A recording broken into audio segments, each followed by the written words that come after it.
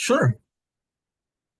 Thank you so much, Diana, and good morning, good afternoon, or good evening to everyone in case someone's joining from the overseas. Just want to make sure, Diana, can you see my screen? Can everyone see my screen? Yes.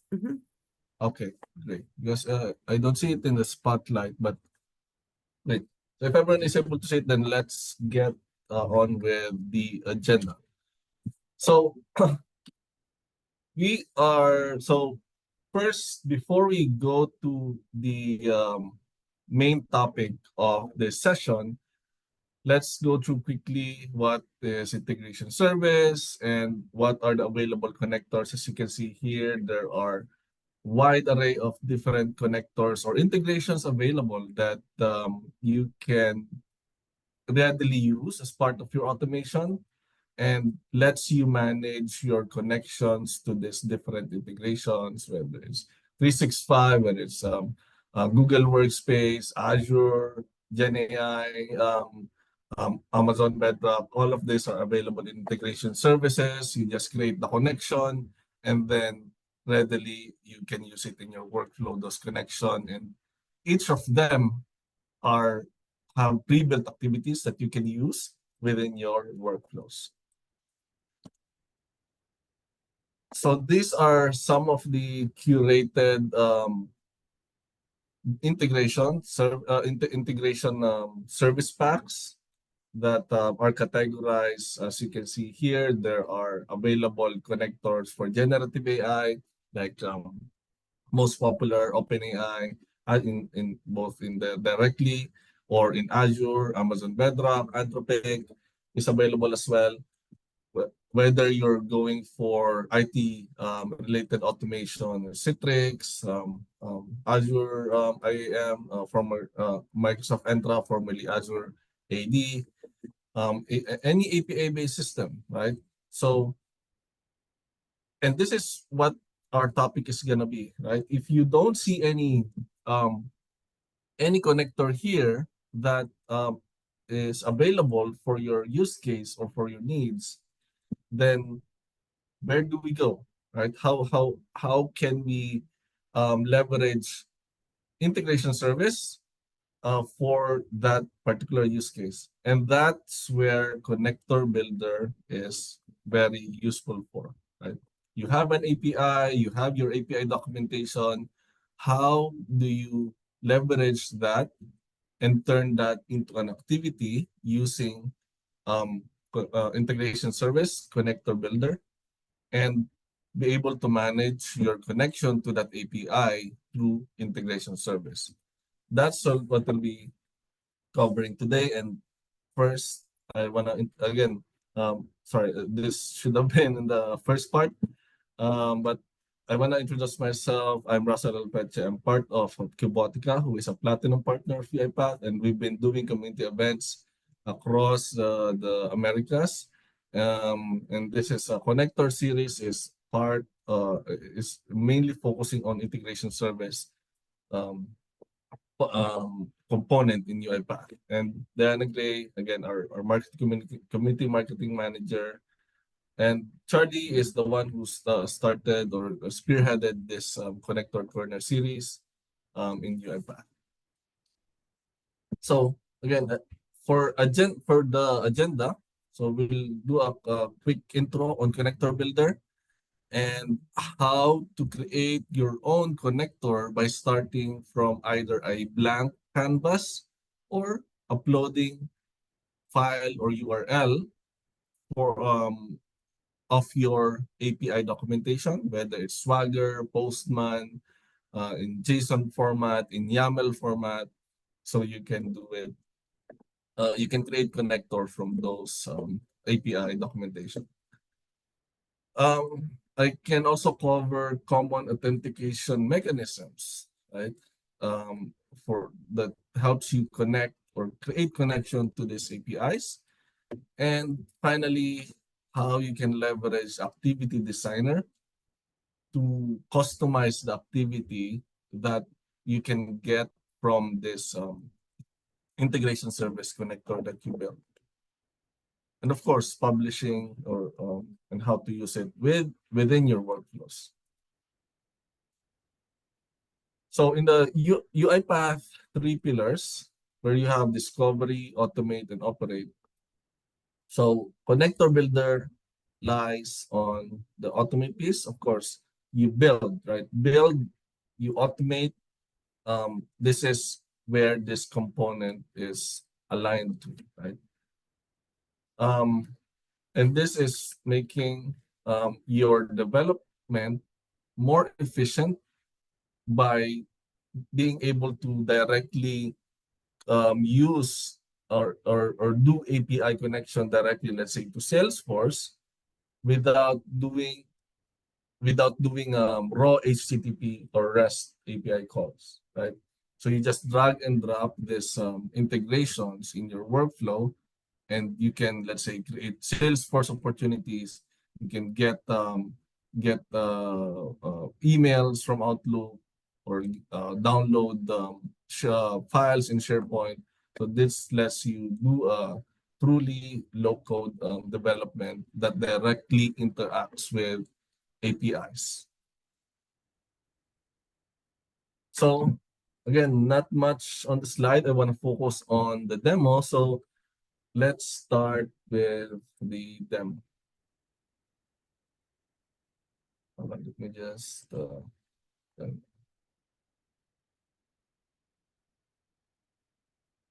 okay. So how do you access Integration Service Connector Builder? So first, this is only available in UiPath Cloud. So you have to have a UiPath Cloud org that you use for your internal, let's say internal organization, or for your customers. So you should access it via cloud.uipath.com and your specific organization. And then you go to integration service. Of course, you go to your specific tenant first, but integration service is organization-wide. Connector builder is organization-wide, meaning whether I go to this tenant or this tenant, I can access the connectors that I build across the organization, and I can publish it in a specific tenant. Let's say, so what I mean by that is, if I go to integration service and I go to connector builder,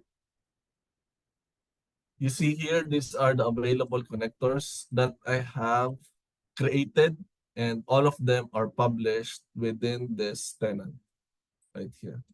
But if I go to another tenant, I can still see all my connectors that I have built, right? But some of them are not published in this tenant, right? So, and I'm the only one who can see these connectors unless it's published. As you can see here, it's published, and this is published to this tenant. So if someone will go to test suite demo tenant and search for, they can filter out by my organization, publish my organization, then they can see the um, custom connectors here that was published by the author, which is me, right? So that's how the custom connectors are being built and accessed, right? Okay, so let's start with the first part of the agenda, which is so I did a quick intro, right? So how these different custom connectors that you build can be viewed by others, and those that can be published within a tenant, but all of them, this is our organization wide. You can access it as long as you're the one who built it.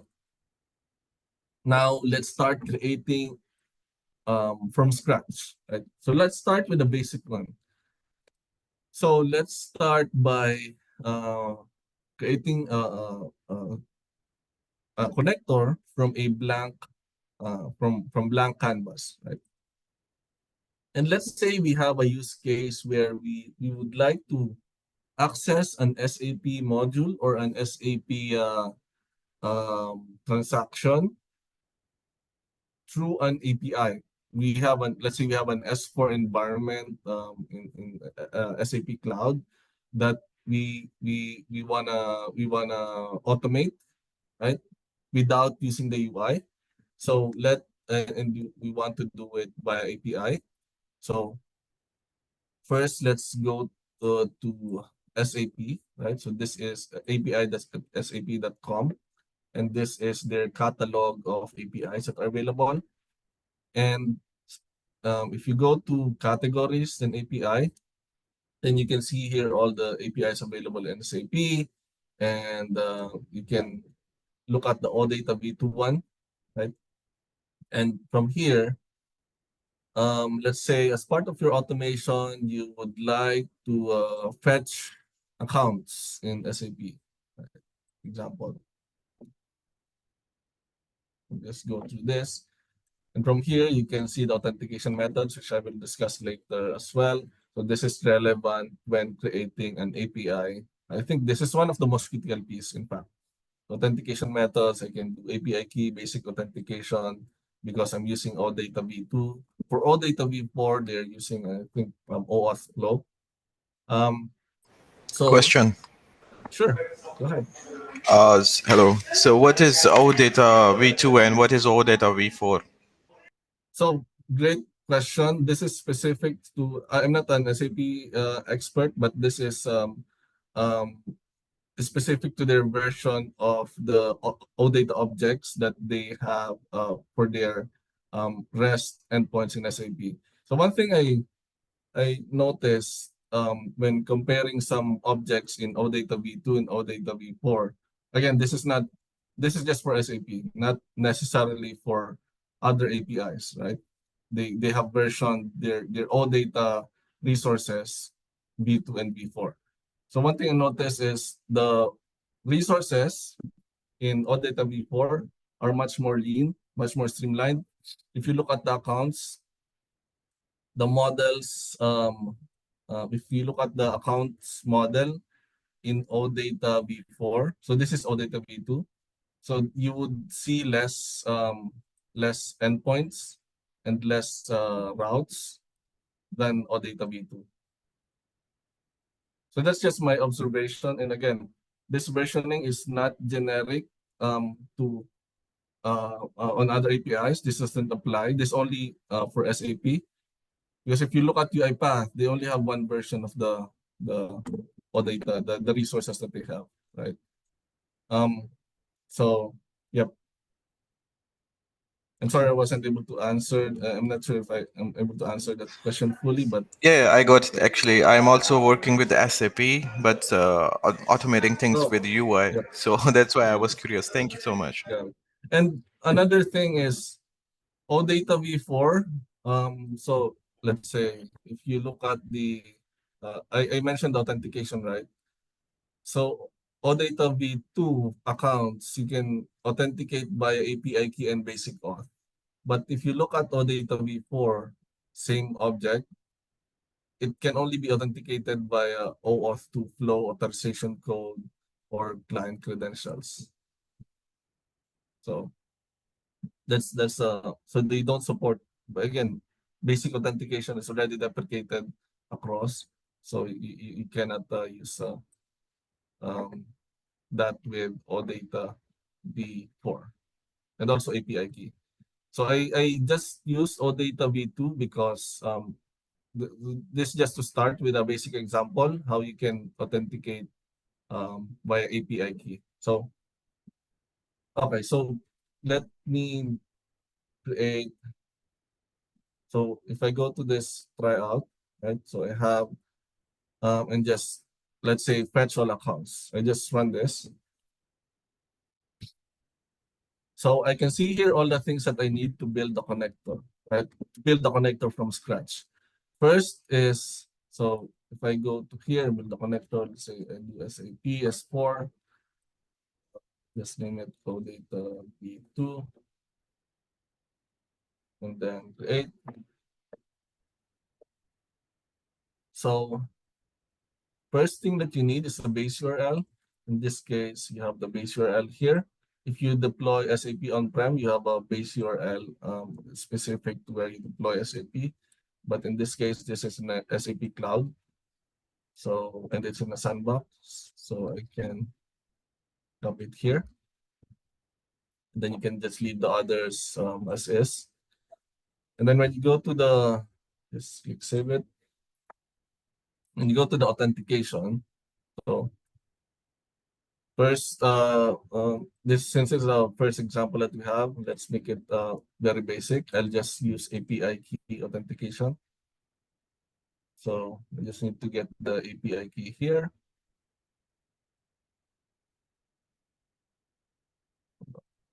So,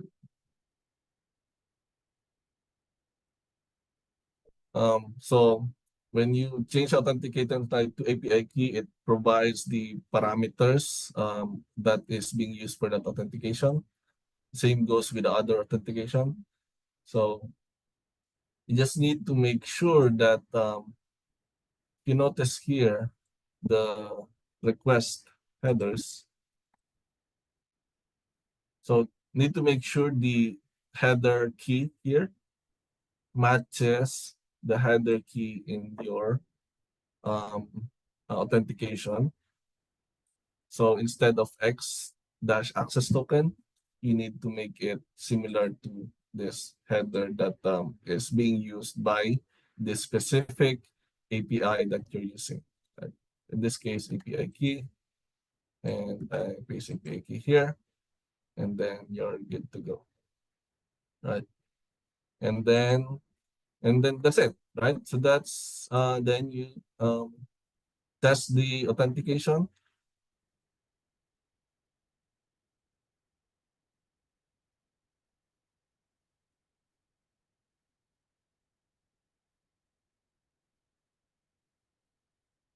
And there you go. So you have created the authentication for your SAP API through API key that is available for this particular resource or OData version. Right?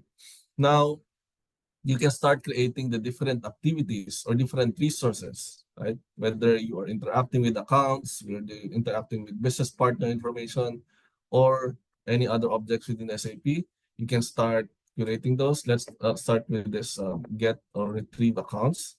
So the next thing that you want to look at here is the route, right? With the particular object accounts, we just need to copy here. So anything after the question mark is query parameters. I'll discuss that later, but what you're interested in is this route. And then you can either view it at an activity level or at a resource group level, right? There's nothing really different. It's just the view, but you can create using either, right? So you can just paste here. Make sure you have the trailing forward slash in here, right? And you can change the display name. So just say retrieve account list. So this is so these are the methods that are available.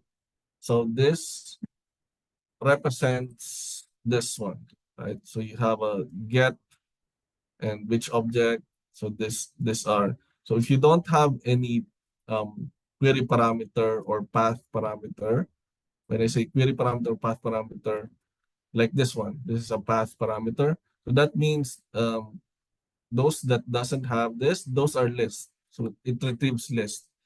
But the time that you had a parameter in the route, either it's query or like this path in the route, that they are by specific ID or variable or reference, right? And then if you see post, that means changing something or inserting something. I don't see any post here. Yep, so this is more all fetch, but if you see a post here, then it is post. You can post to that route, right? Some resources like accounts, if you want, let's say, to insert new accounts, they would have post methods. So you can, if you want to update accounts instead of just fetching accounts, you want to update, you select the post. It depends on what you want to achieve for your use case, right? So again, let's make this a very basic example. I'm just retrieving account list.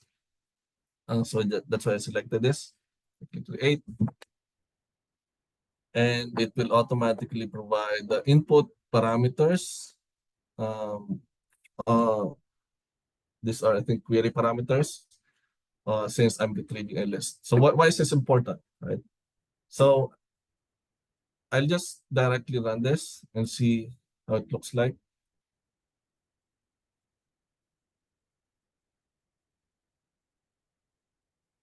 Yep. So what does this mean? So this error means that I'm retrieving list, right? But the response I'm receiving is not a list, right? So if you can see here, um, so this is the output. So it's um, JSON for this the object notation that you can see here. So this is J object, meaning it's not a list. So where the list starts is from here, right? So that's why when I run this by a list method, I get this error is because the output of the API is not a list. So there are two things that I can do to fix this. It's either I disable the pagination, which is provided here, meaning um, saying that I'm not retrieving a list. I'm just retrieving a object, a full object, right? By disabling the pagination. And this will work once I disable this. And let me show you first.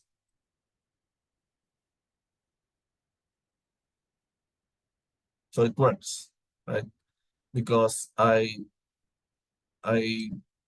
basically said that this is not a list, so I'm disabling the pagination. But what if I really need a list, right? What would I do? So what you need to do is just go to the response fields, and then you have to update it in such a way that it should output only the list and not starting with this key. You want to retrieve the results only, which is the list. So I do that by updating the response key. It's either D dot results or whatever key is in there, or D results, whichever you like.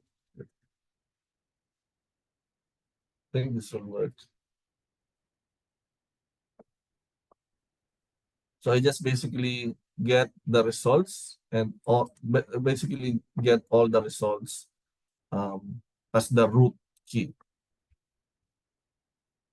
And I enable pagination, which is, so pagination helps with performance in your and in your API calls, right? Imagine you have a very large list that you are retrieving, right? You don't want to retrieve 10,000 at a single API call, right? Because that will, number one, impact performance, and also making it very inefficient for your workflow, right? So I send the request again, and this is how the response would look like now, right? So now it's returning a list, and yeah, so which is what you would expect. So now you're good let's say you're good with this activity, I mean, you're getting the response that you need now, um, and once you run and test the request, it will automatically generate the response fields, as you can see here. And if you go to the activity designer, this is the one that you will be able to use in your workflow to call this API that you have built. Let's say retrieve. You can change the display name, retrieve account list,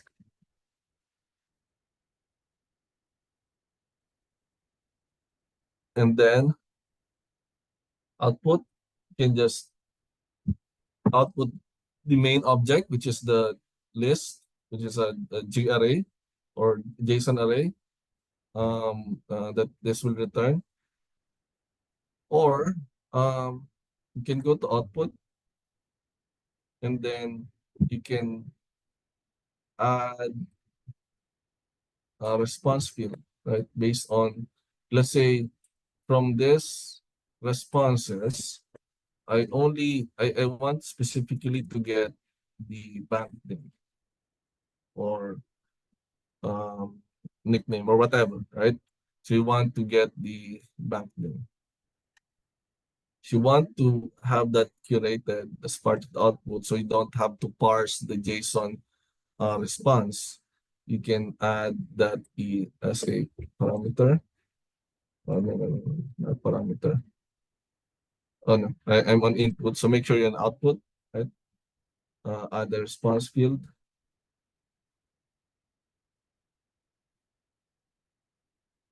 and then it will be, and if you click curated, it will be available here, right? So as for the input, right? So I don't really have any filters. I mean, I don't. So this is a retrieve list, right? If you want to filter specific response fields, I think you can do that.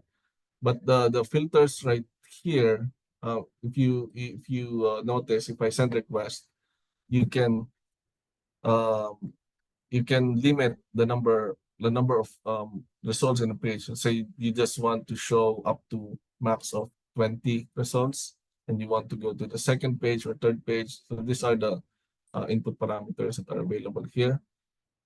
So the one that you see here will be available as an input parameter as an additional option or attribute here, right? And I will show you that once I publish, right?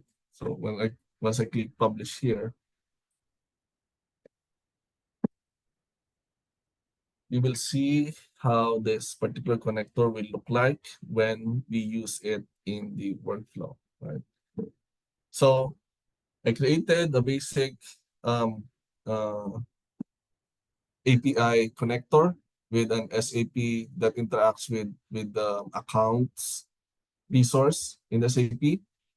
And I created one activity or I curated one activity to fetch all accounts. How do I use that? So first, I publish it, and then I can open Studio Web or Studio. You can use Studio as well. And then I create a new project, and then I will search for SAP. This is a trigger, so just manual, but I search for SAP S4. As you can see here, this is the one that I created. S4 OData V2 retrieve account list. And then let's just do a log message. So I connect to my S4 environment using API key. So this is the authentication that I built.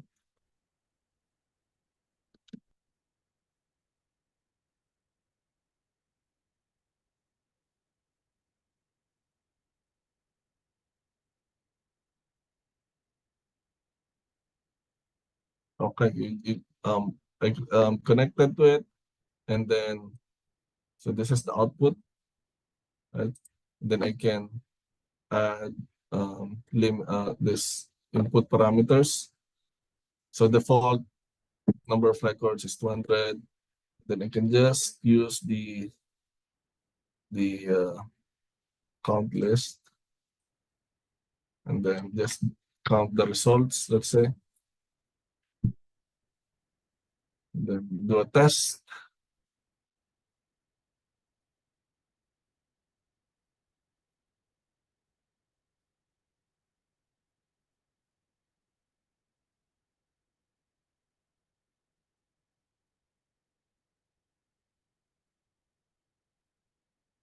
Okay, so I retrieved 33 records using the activity that I created to retrieve account list information from this from my SAP environment. Right. Great. So you have created your that's how you create your activity in a connector builder. Right? So that's creating from scratch, right? What if you have a, let's say you have a Swagger documentation, or you have a Postman API documentation? So what's the other way of creating a connector, right? Instead of starting from scratch, you can leverage, let's say I have Postman here, for example, and I have um, some collections here that that uh, that where, let's say, some of this come from Postman collections API network, um, and some of this I have curated myself. But if you have a collection like this one, what you can just do is export it,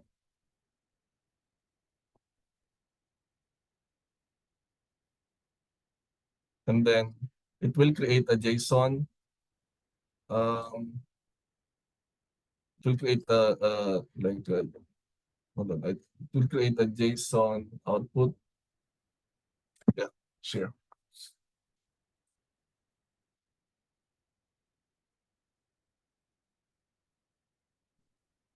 Hold on, it's getting a little slow. So yeah, so it will create a JSON export right here, and then you can directly upload that in Connector Builder as a local file, right? So it accepts JSON and other API documentation. I'll give you another example in a bit. So you can do this, and then when you click continue, you can see all the methods and the resources that are available in the collection. And then it's just a matter of building the authentication and curating the activities, just like what I did earlier, changing the display name, curating the output, making sure the API works. So this is the experience when you have to when you are uploading from file, right? So as I said, so this is another example where um, you have the Open API specification here available for download. So when I download that, it's not in a JSON format, but in a YAML format. So if I create a new connector from here, I click Browse, and then select that, and then continue. Then I get all the resources with the appropriate methods for this particular API. And then you can go ahead and update the base URL, the authentication, right? So for this particular one, right? So I'll take this opportunity to um, describe the common authentication patterns and what are their differences, right? So Initially, I have shown API key, which is the simplest one. API key is the simplest authorization flow and quick to implement, and often used for public APIs, even OpenAI, and other ones, right?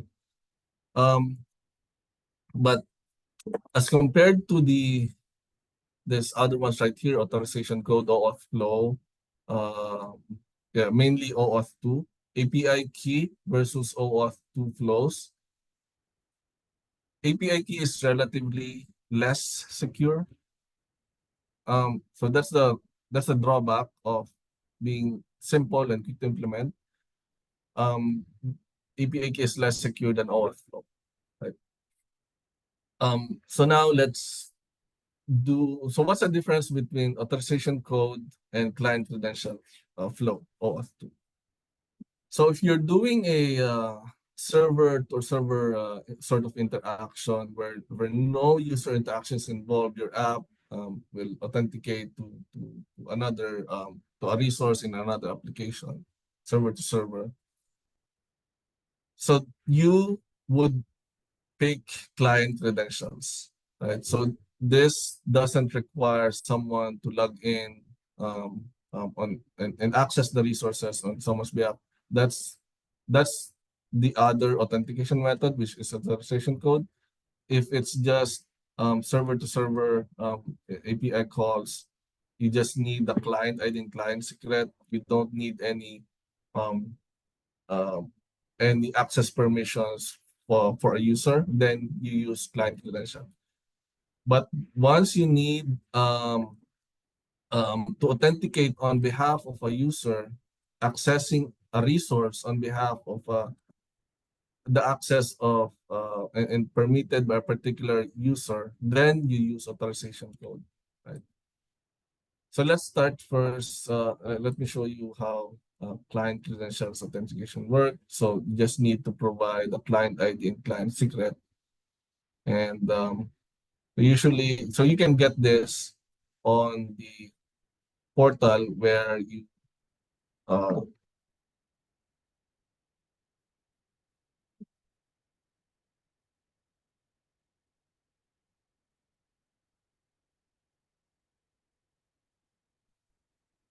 so in this case, I'm accessing USPS API. So for me to get the information I need for the authentication, client credential authentication, I need to create an account in USPS website, developer.usps.com, and then I create an app. So this app will act as the client. Is where I will get the client credentials that I need for my app. So this will provide the permission for me to access the um, the resources in USPS on behalf of this app. Not on behalf of my user account, but on behalf of this app that I created, right? Because I'm doing a client credential, I just provide the client ID. It's fine, you can see it, but and then client secret, right?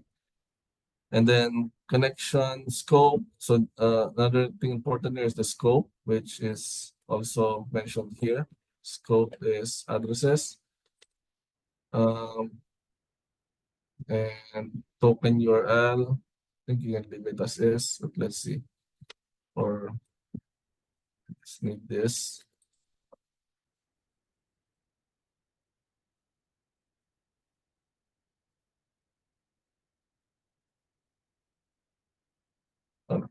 Then, yeah, you should be good to go. You just need to provide client ID, client secret, scope, and make sure the token URL is correct. And you add connection. So you're authenticated to USPS API, and you have the activities already here, right? If you want to test the address, this is coming from the export that I have, the send request. And so what this does is it validates the address and provide the full address, full normalized address. say just provide the state, provide the uh, not the full address, just the this one, and then you provide a city.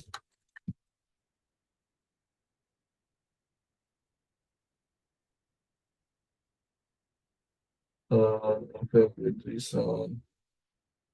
Hold on. Did I provide the correct state?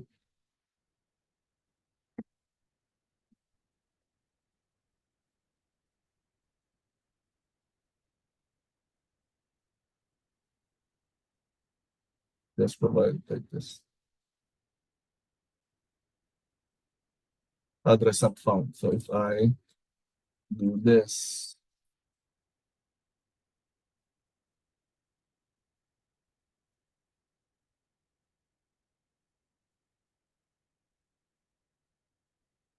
there you go.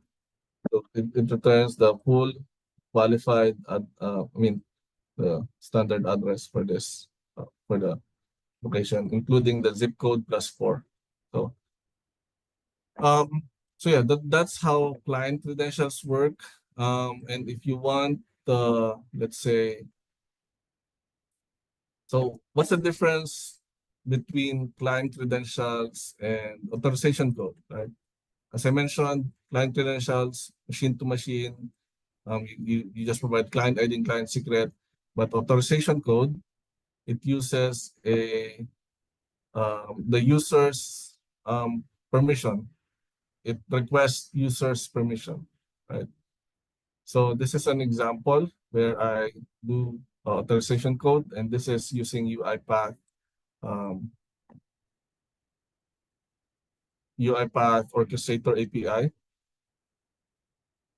So in order for me to access API resources on UiPath, I need to create an external app, right? So in here, you can create an external app and say, it should always be confidential application right here. But the difference is when you are using authorization code OAuth flow, it should always use the user scope, right? Should always use the user scope when you're connecting using authorization code because it's based on the user's permission, right? Um, I can just blindly select, you can select specific scope. Um, Only thing is the scope that your application that you will be accessing, the scope that provides should be more than what you're requesting uh, for the connector that you have, right? So, so I'm just for the sake of example, I'm just selecting all permission and again user scope. And if you notice, if you choose authorization code versus client credential, for authorization code, it will require you to have a redirect URL because it will go through the user authentication, and then once the token is generated, it will call back the this connector.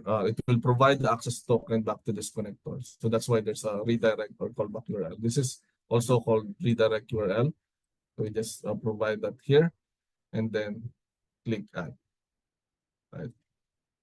And then you can get the app ID and app secret right here. I'll just delete this later. Um, but that's how you connect using authorization code. And this is how the flow would look like. Then you provide the client ID, client secret, then the scope.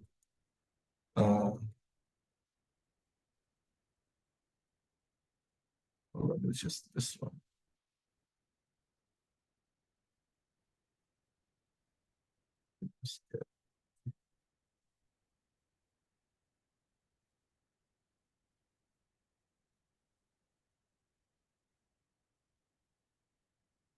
So if you notice, I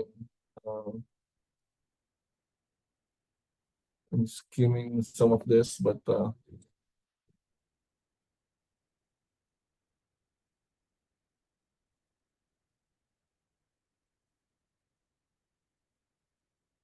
I didn't provide the correct app ID.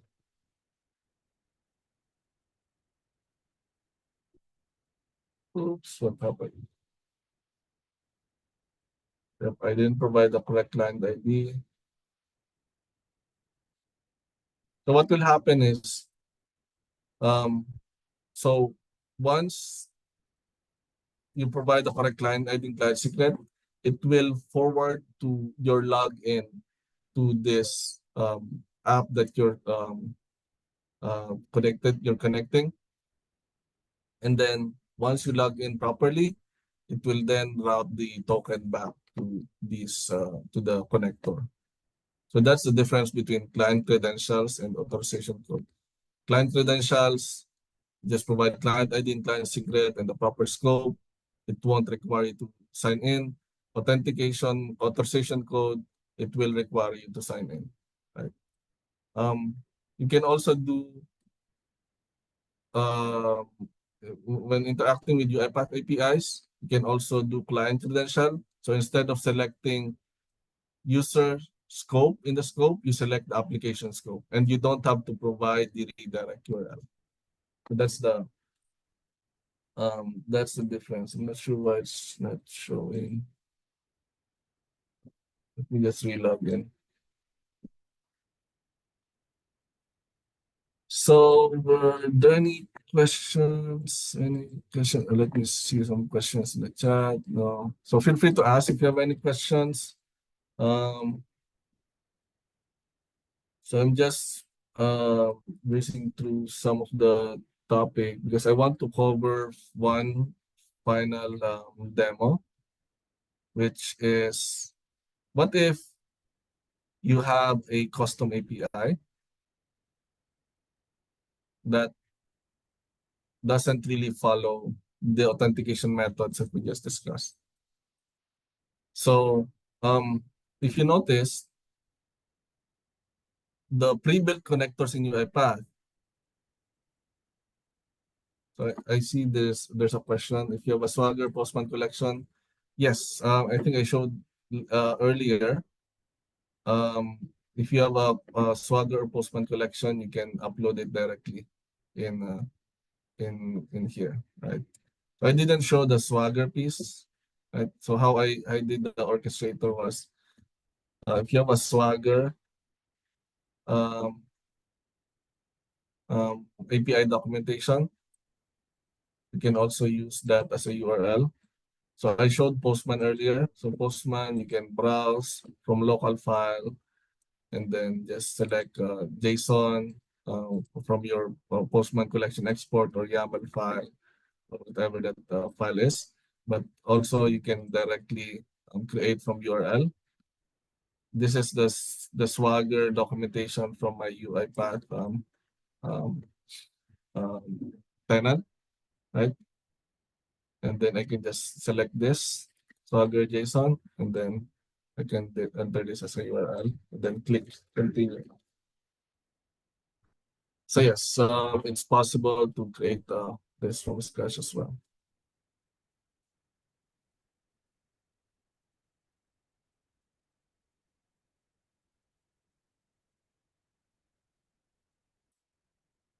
Just take.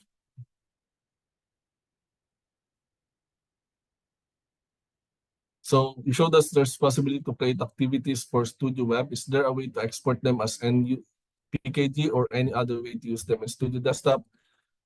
Yes, and no, you don't have to export them as NUPKG because I published. So once I published a connector, so you can use it both for Studio and Studio Web.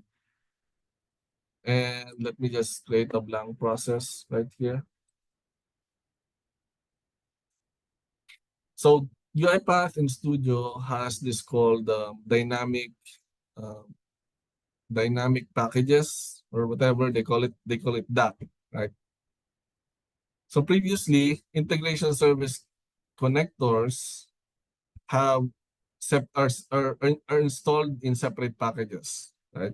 But now with DAP, DAP, you, they have one package that makes all connectors that are published in your integration service available in Studio, right?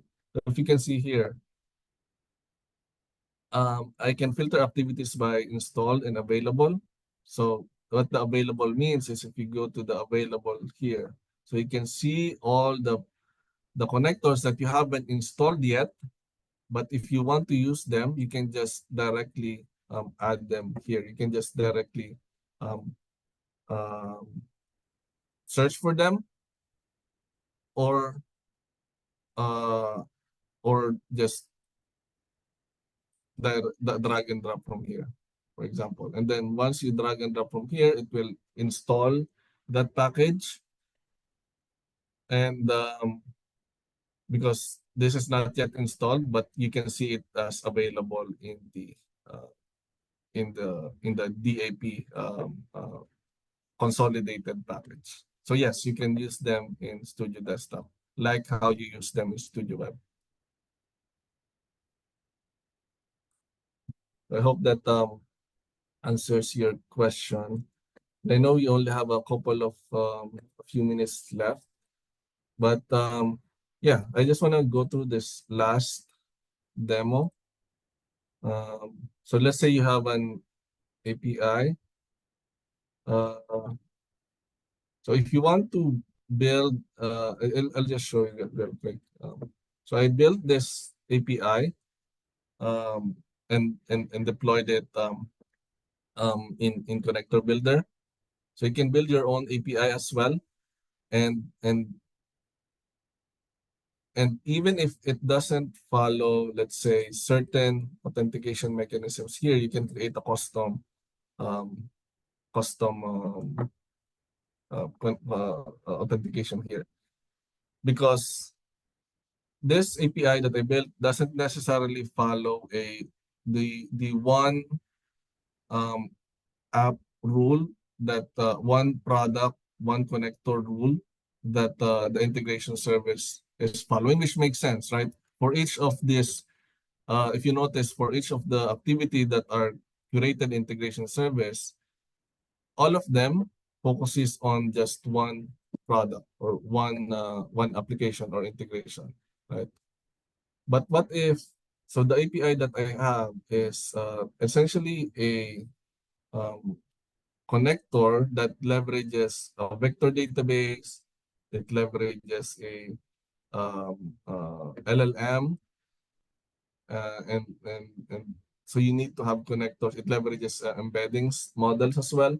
So it's a RAG, it's a retrieval augmented generation type of API where you can compare different sources, right? Sources, by sources, I mean you can compare files that you upload, you can compare URL, it can scrape URL, you can compare with another file. So you can have multiple sources, which can be files or URL, even YouTube video URL.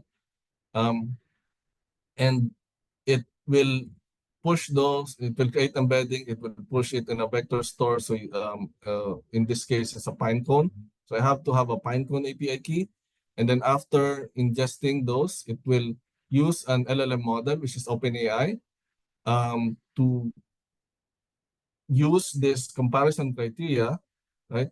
Let's say I want to compare, based on the sources that I have, I want to compare the earnings health, right, of Salesforce using this URL, of this document, which is a Wendy's 10K statement, and this one is another company. I want to compare their earnings health, right, by using this API. So it will use Pinecone and OpenAI as a key. So I have to have API key for those. So I'll just run this real quick. So what this does is, let's wait for it to run.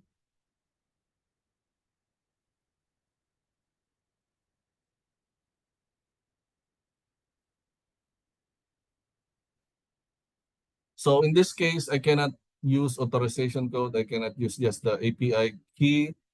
I cannot use the client credential. So I have to provide a custom authentication for this. So that's where the custom selection is useful, right? So what I will have to do here is do a custom, and then I can add parameters based on the API key that I need. Let's say I need PinePhone API key.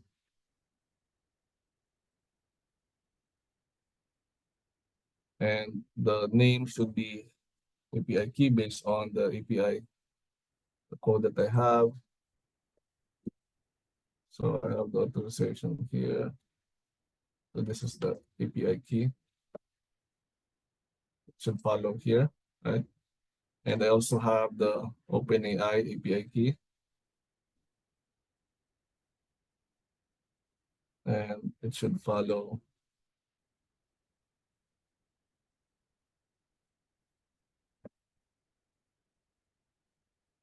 this. So I'm using it for both LLM and embeddings.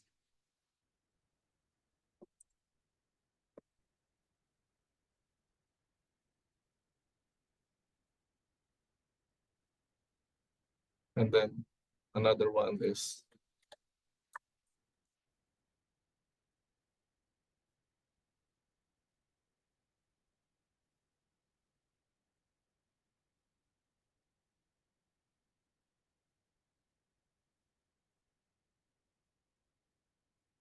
and this is the output of the API, right? So yeah, you can if you have a custom API that leverages multiple authentication, multiple integrations, which require a separate authentication, you can do a custom API. Or you want to, if you want to follow the same principle that the integration service had, one product is one connector, that's also fine. But just showing you that this is also a possible approach by custom authentication. Okay, so let me see if we have any questions. I think we're almost on top of the hour. Yes, can be able to export from a connector builder and upload to other cloud organization. Yes, yes, we can do that, absolutely. We can go to here and then download. And then if you go to another organization, you can upload this zip file. Yep, great questions. So yeah, so since we're on top of the hour, yeah, that's all we would like to share. And if you have any questions, feel free to reach out on LinkedIn. I'll place my LinkedIn profile here.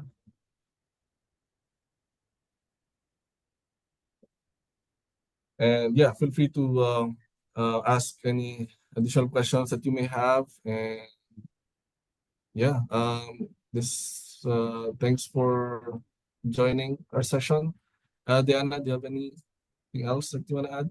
No, just thank you everybody for joining today, and great job, Russell, going through that. That was great. Thank you so much. And yeah, thanks everyone for joining. And yeah, happy to see you on our next sessions. So yeah, thank you Great. so much and have a great day, everyone. Thank you. Thank you. Bye-bye.